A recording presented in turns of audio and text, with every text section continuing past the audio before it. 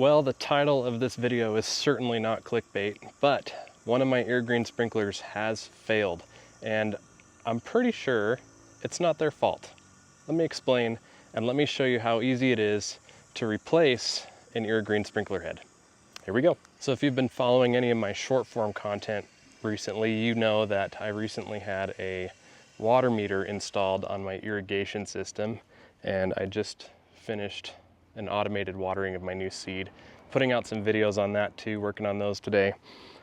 But this is what I'm left with, and what happened is after everything was all said and done and the crew was done, they came back and turned the water on. And a lot of people have been having the same issue. They're coming in and they're just turning the water on quickly and moving on to the next one. They're not easing the water on. They're going full pressure right away, and that's interrupting some things in people's sprinkler systems, whether it's the main valve or whether it's sprinkler heads breaking. In my case, as soon as they turn that water back on, I was actually in the backyard working on another project, but as soon as they turn that water back on, Irrigreen sprinkler number 4 automatically came up out of the ground.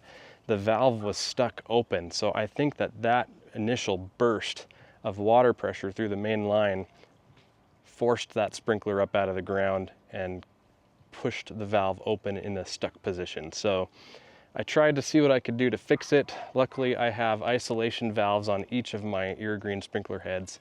Highly recommend that.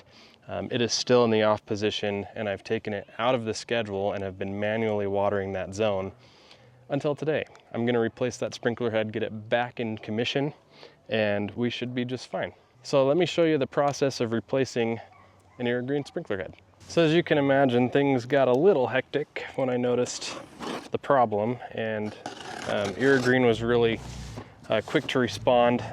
They ran some diagnostics on the system and saw that the valve was indeed stuck open, and no questions asked, sent out a replacement under warranty. So just to reiterate, they will take care of you. Their customer service has always been super helpful, and I say that not just because I make videos for them and they're a partner of mine.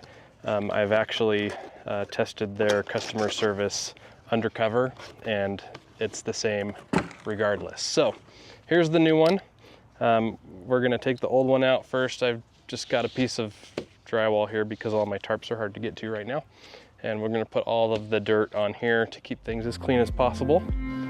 So let's get started.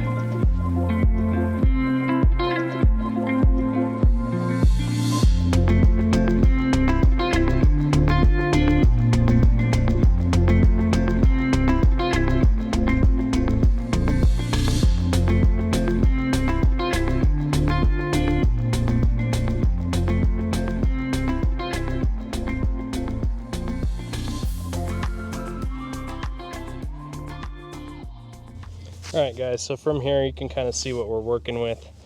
I have valve boxes for each sprinkler. You can see the valve here is shut off, and you can see the sprinkler head here. All the extra wire is in this valve box too. It just keeps everything nice and accessible. And so I want to just go ahead and find the connection here. This comes in and splits off. We have the wire that goes to the controller, and then we have the wire that goes downstream to the next head. So just make sure that the connections you're making are the same, and you should be good to go. Another thing that I've got to do is I have these clamps on each of these. I'm going to go ahead and pull that off too and replace it.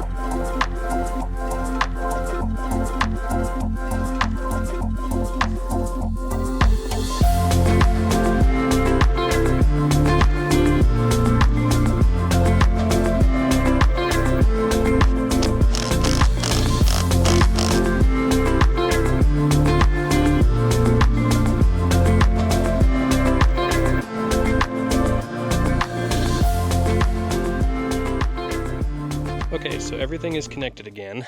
I've got the sprinkler head placed back in the hole.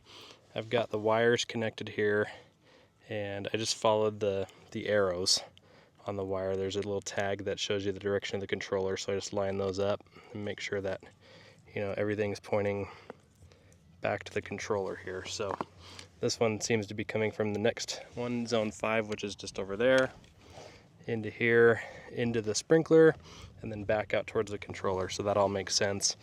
I went ahead and put my hose clamp back on the end of that barb there, and now I'm going to open the app and see if we can't get a connection, make sure everything is working before I backfill everything and put it back together.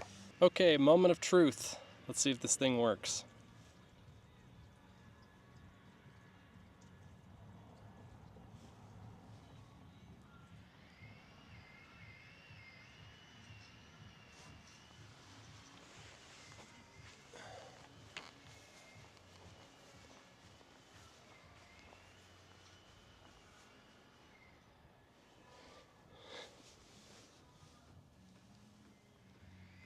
I guess we ought to turn the water back on.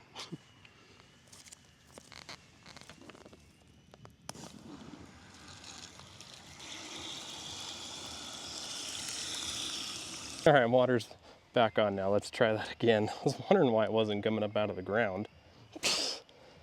Idiot. Okay, here we go.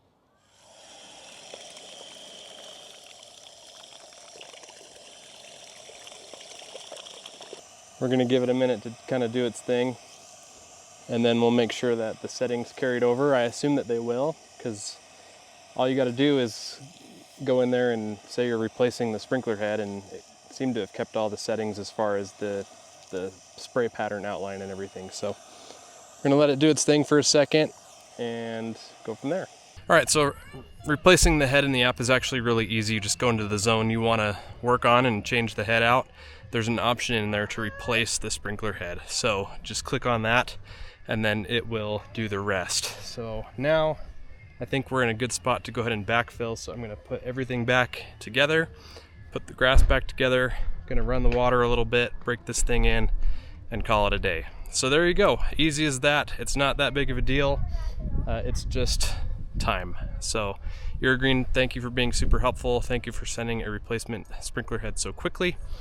If you guys have any questions about the Irrigreen system, please feel free to let me know down in the comments.